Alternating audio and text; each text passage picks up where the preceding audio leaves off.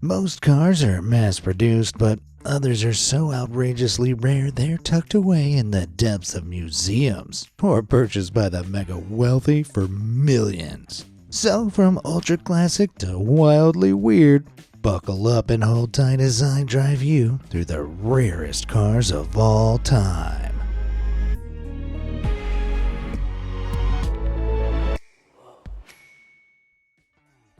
The Liat Helica. Wait, what was that I just heard? A car with a propeller? No, this isn't something out of Wacky Racers. This is the Helica, the brainchild of French inventor, aviator, and car manufacturer Marcel Liat.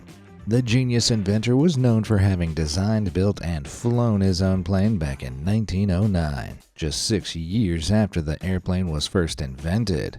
Believing the cars of the early 1900s were too heavy and inefficient, Liat took his knowledge of airplane development and brought it to the automobile world by sticking a great big propeller on the front. If you think that sounds like a dumb idea, you'd be right. Nobody can argue against Liat's gifts for engineering and design, but not every idea a genius has is a good one. Rather than make the vehicle more aerodynamic as Liat had hoped, the propeller only served as a danger. For starters, its bulky design obscured the driver's view and blew wind into their face. Even worse, although models on display at museums today have covered the huge propeller with a wire mesh shield, that wasn't part of the original design. Put it this way, you definitely never go jaywalking again with these things haphazardly barreling down the road at you. Fortunately for Liat, only 30 Helicas were ever built, so he didn't throw his life savings at the project. Unfortunately for Liat, only 23 of these were sold. Unsurprisingly then, this plane without wings never found its place on the road. But even so, it's still a testament to the boom of technology and new ideas that emerged in the early 20th century. Kind of like the early 21st century. Though I think I prefer smartphones and ChatGPT over the Helica. Mercedes-Benz Alloy Gullwing. So we've seen a car that looks like a plane. How about one that looks like a bird? Created by Mercedes chief engineer Dr. Fritz Nallinger, the Alloy Gullwing glided into public attention at the 1954 New York Auto Show. Named Gullwing due to its upward opening doors that look a little like a seagull flying, the boldly designed car was at the cutting edge of technology and design at the time. See, there were actually several different types of Gullwing, but while the others were manufactured in the thousands and made of steel, the Alloy Gullwing is special. Only 29 were ever made, and they were built primarily out of light aluminum, making them over 170 pounds lighter than the other models. And with all windows besides the windshield cut from the lighter glass alternative plexiglass, the Alloy Gullwing doesn't just look cool, it was built to race. A fact confirmed by the state-of-the-art 3-liter engine ensuring it can reach 60 miles per hour in under 9 seconds and hit a top speed of around 150 miles per hour. Very impressive for the time it was made. However, getting behind the wheel of one of these classic cars is very unlikely. Only 24 still exist today, and they go for a lot. One was sold in 2022 for a whopping $6.8 million by auctioneer R.M. Sotheby's, who described it as the sports car of the century. Dang it! What I wouldn't give to pull up on a first date with the suavity of this high flyer. I guess I'll just have to rely on my own rizzed-up voice and quick wit for now. Life is but a dream. 2. You've probably seen solar panels before. Some people line their roofs with them to provide their homes with environmentally friendly energy. But how about a solar-powered car? This weird-looking automobile is the Honda Dream 2. And though it might not be the fastest car ever, it makes up for it with sheer ingenuity. Indeed, back in the 1990s, it won the 1,864-mile World Solar Challenge, where a host of solar-powered vehicles race against each other across Australia. And it did so with a relatively modest average speed of 56 miles per hour. Powered entirely by solar energy, the Honda Dream 2 stole the stage not just for its superiority on the track, but that crazy next-generation turtle-like design. Its shell is covered with 25 square feet of solar panels that absorb sunlight and convert it into electricity to power the car. But wait, what if the sun goes in? No problem. It's also equipped with batteries that absorb any electricity left over, so even at night, it'll continue to run. These aren't your standard AAs though. They make up a third of the vehicle's overall weight. To compensate, the Honda Dream 2 was built from lightweight carbon fiber reinforced plastic. This way, it could withstand the long journey of the World Solar Challenge while retaining a good speed. Okay, but how rare is this supremely odd vehicle? Well, about as rare as they come. As far as I'm aware, only one was ever made, built specifically for the World Solar Challenge, which is why you've never seen it out on the highway. Even so, that's still more common than the Mercedes Biome, a truly wacky idea for an eco-friendly vehicle that, unlike the Dream, never made it past the design stage. According to Mercedes, it would be grown from genetically modified seeds and a super strong biodegradable material called biofiber. If that isn't insane enough, it also run off bionectar instead of gas, the only byproduct of which would be oxygen.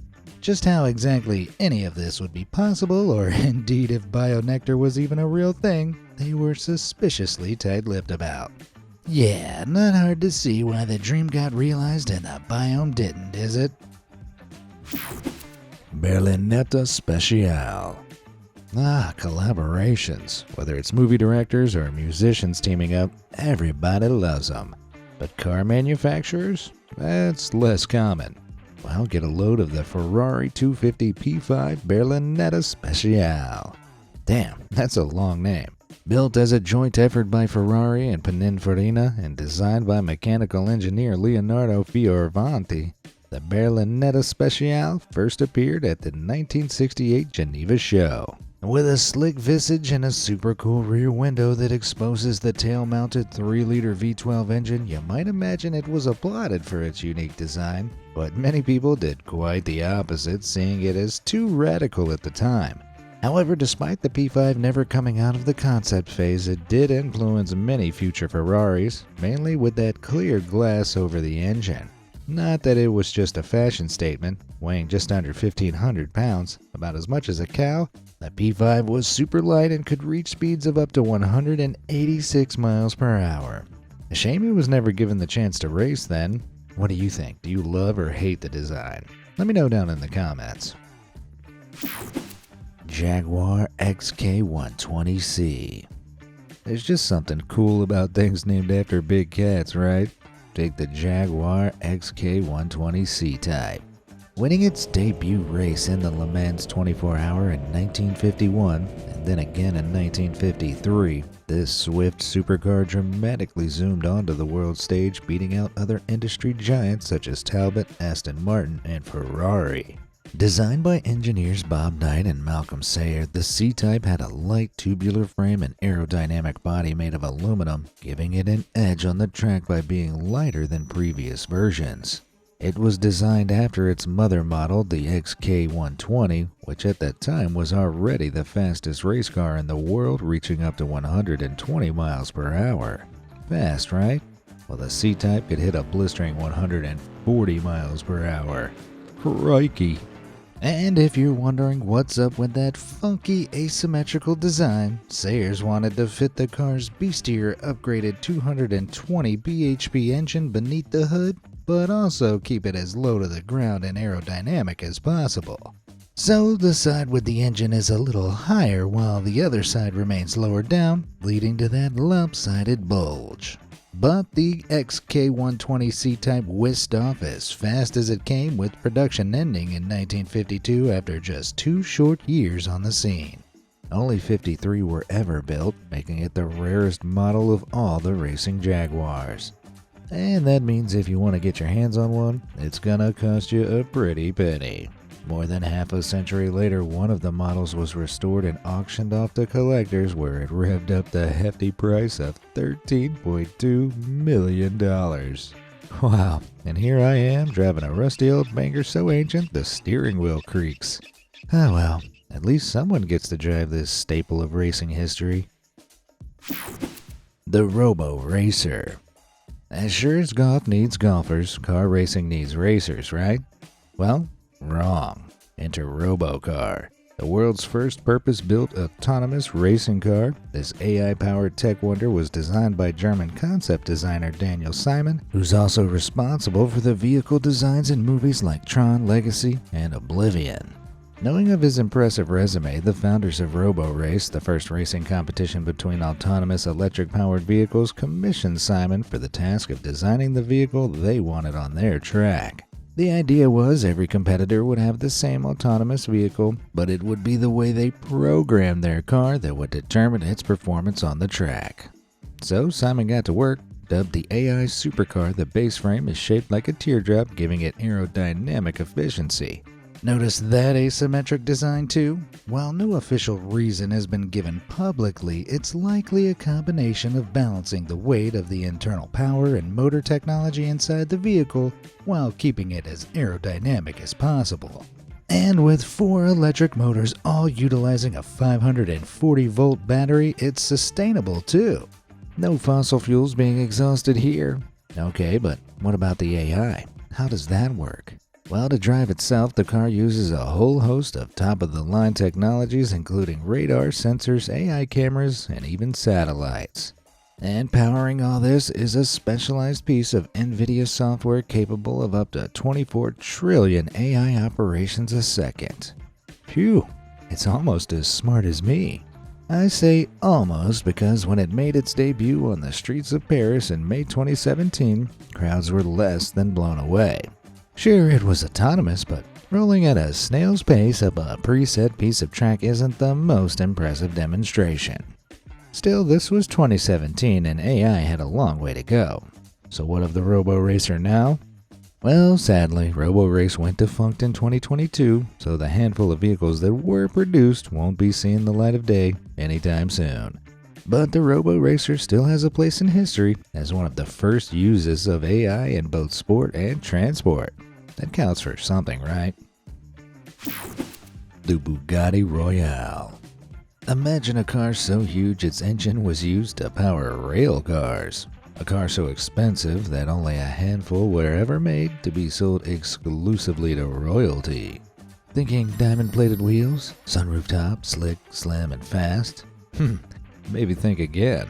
An absolute beast of a vehicle weighing around the same as a truck, the Bugatti Type 41 Royale Kellner Coupe was in production between 1927 to 1933. A whopping 7,000 pounds of glitz and glamour, the Royale is one of the largest and snazziest cars ever made. And to say it's rare is an understatement. Only 6 ever made it to production, and the original prototype was destroyed in an accident. Forget rare, this thing is bordering on mythical. It's said to have been built by Ettore Bugatti after he took offense to an Englishwoman's comments that his cars were too similar to his competitor's Rolls-Royce. So he decided to make this new model astronomically luxurious and pricey.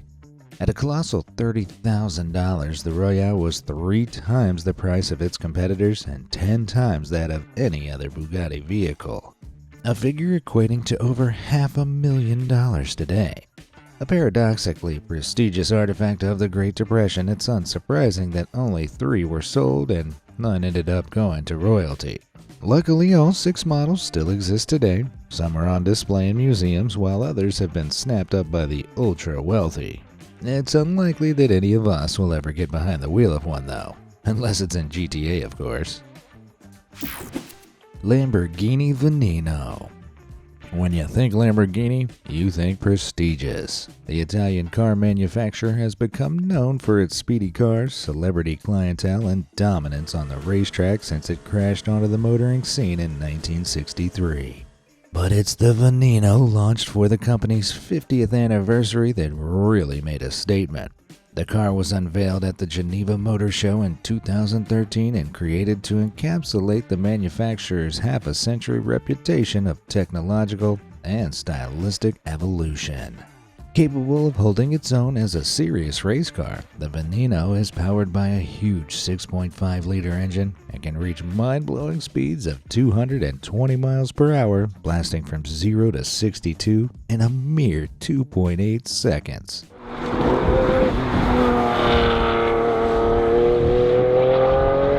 Nice. But it's also approved for road use, theoretically making it available for you and me. Don't get too excited though, as only 13 were ever made and all of them sold for 3 million euros before they were even unveiled. Damn, am I going to be able to afford any of these cars? You definitely can't afford to miss out on any of my amazing content though, so smash that subscribe button, and while you're there, hit the brakes and tap the like button too. All done? Let's go. Two of a kind. Some cars are so rare people will pay more than 100 times the price of a private island to get hold of one. No, really. Take the James Bond-esque Mercedes-Benz SLR Uhlenhaut. In May 2022, one of the only two models manufactured went for an eye-bulging $147 million. Yep, you heard me right. One of 1955's Mercedes-Benz 300 SLR Uhlenhaut Coupe, catchily named after the car's creator and chief engineer Rudolf Uhlenhaut, was auctioned off for the huge fortune. The sale was record-breaking, making it not just one of the world's rarest cars, but also the world's most expensive. Its twin, the only other model in the world, is on display at the Mercedes-Benz Museum in Stuttgart and won't be going on sale anytime soon. Not that it's just for looking at. If the lucky buyer decides to take their model for a spin, the two-seater sports car can reach dazzling speeds of 180 miles per hour. Nice.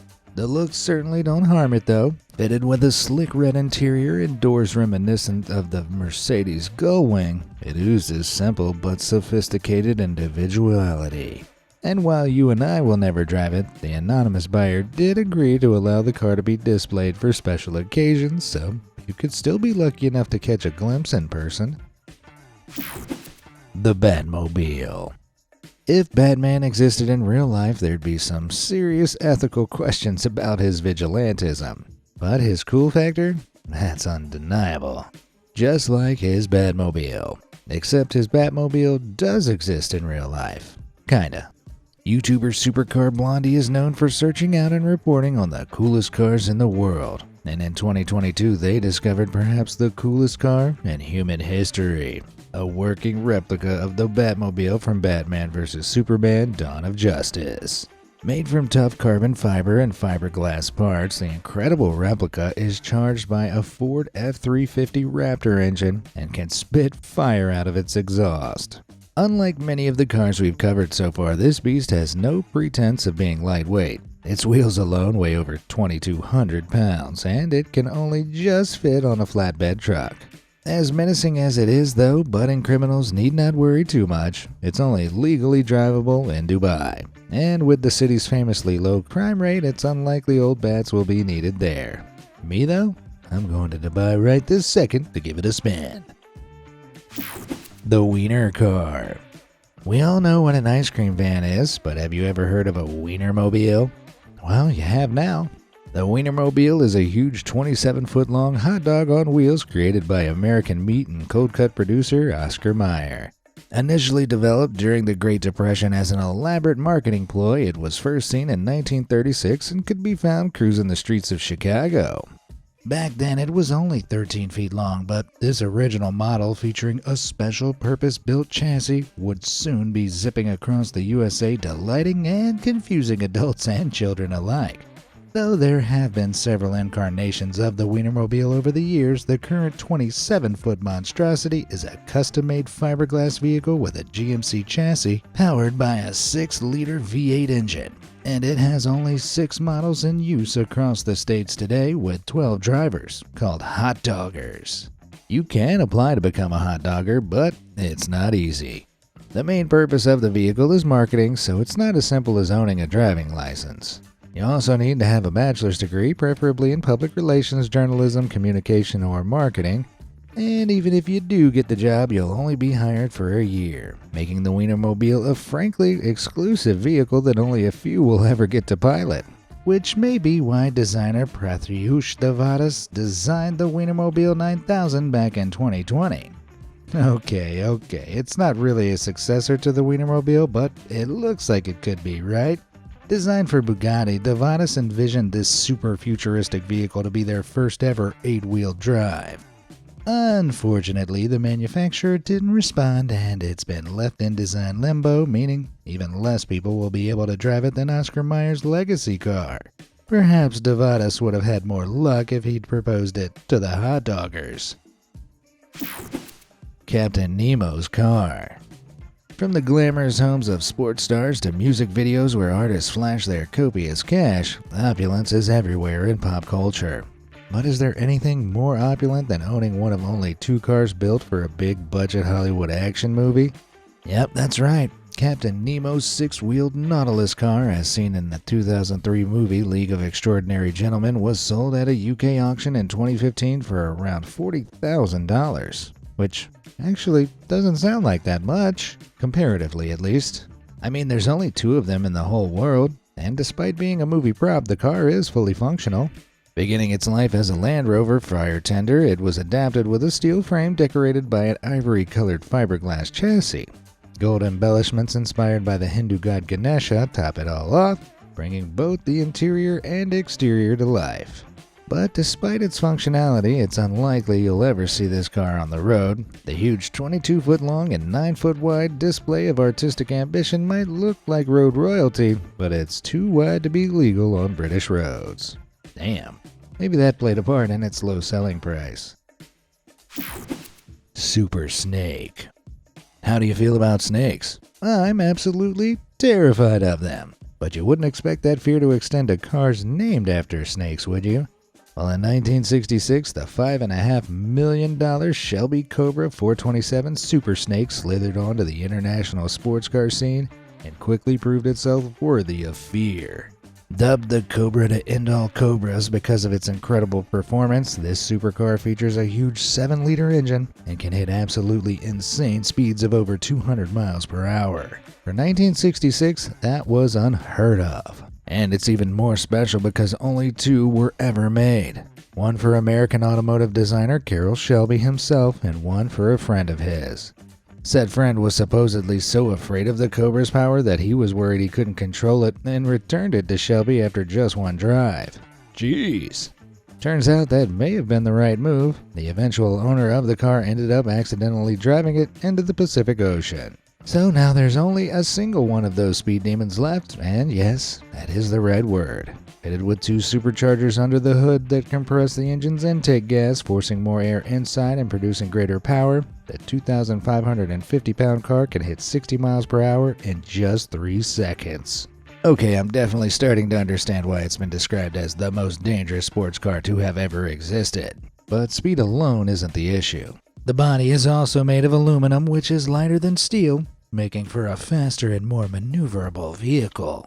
Problem is, when exposed to high temperatures like the heat from a powerful car engine like the Super Snake's, aluminum expands. And upon cooling again, it can leave stress tears which weaken the vehicle and make accidents much more likely to happen. I don't think I'll want to give this baby a spin anytime soon, that's for sure. So that's it. The rarest cars of all time.